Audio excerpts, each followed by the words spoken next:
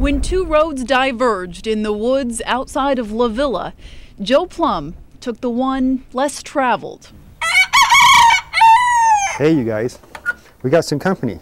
As strange as his life off the grid may seem, Joe thinks we're a stranger for wanting to put it on TV. You know, a lot of people lived like this not that long ago. That's what's, it kind of astounds me that people are interested in the way we live, because it's just a leftover, it's a remnant. Almost everything in Joe's life is a leftover or remnant from his home. It's actually an attached kitchen off an old farmhouse.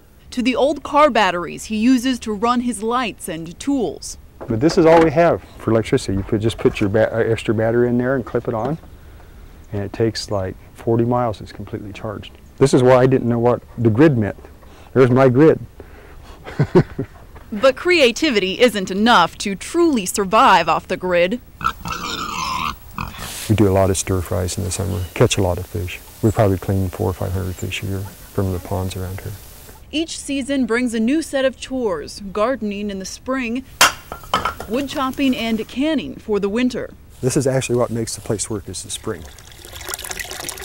4 buckets carried across the bridge and up a hill provide a day's worth of drinking, dishwashing, and a shower. Explain to me how it works now. You just take a bucket, set the bucket right there. It's real simple. You take a dipper and dip water on yourself.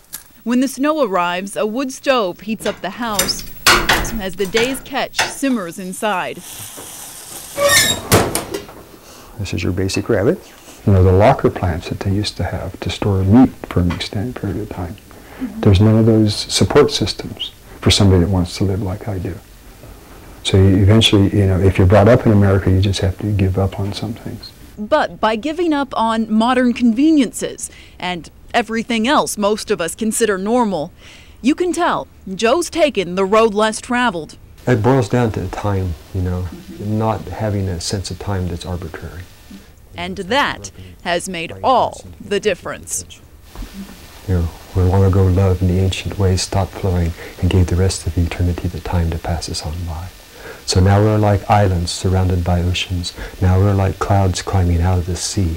Now we're like starlight waiting for darkness, holding to a power in our hearts that can set this world free. The freedom of a life off the grid has set Joe's mind in sync with his ancestors. Living like they lived, he says, has allowed him to think as they thought, in the Celtic tradition of oral poetry. It was actually just waking up in a dream and saying poetry out loud in a dream, and then waking up from that dream and knowing that poem completely. His dream-like chants are never written down. Instead, he says his work to survive off the grid inspires him on stage. He has had the honor bestowed upon him to be the only non-Tibetan poet to have a poem incorporated into the standard Tibetan prayer book. Please join me in welcoming Joe Plum. Silver-haired the lion lays down with the sheep, not being tired or hungry, with no desire to eat. When he opens his mouth, it's simply to teach, but the lambs hear only a roar, and so quickly retreat to the safety of a flock where every creature will agree that to baw is the one proper way to preach. Tonight's performance ends like others Dan Troxel has coordinated on Joe's behalf. Almost everybody came up to me afterwards and said, "That was amazing." When he reads his poetry, you can hear him walking through the woods.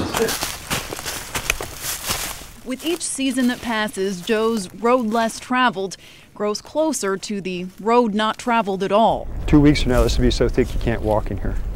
Do you ever say, why am I doing this? Why am I living this way?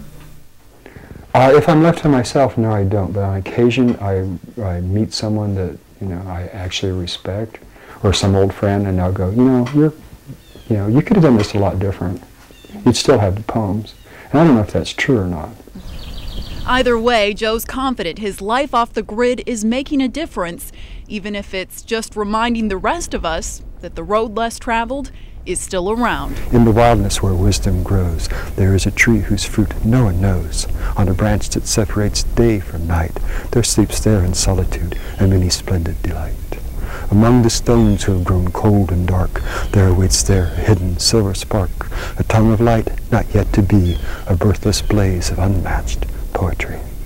Elizabeth Kling, Channel 13 News.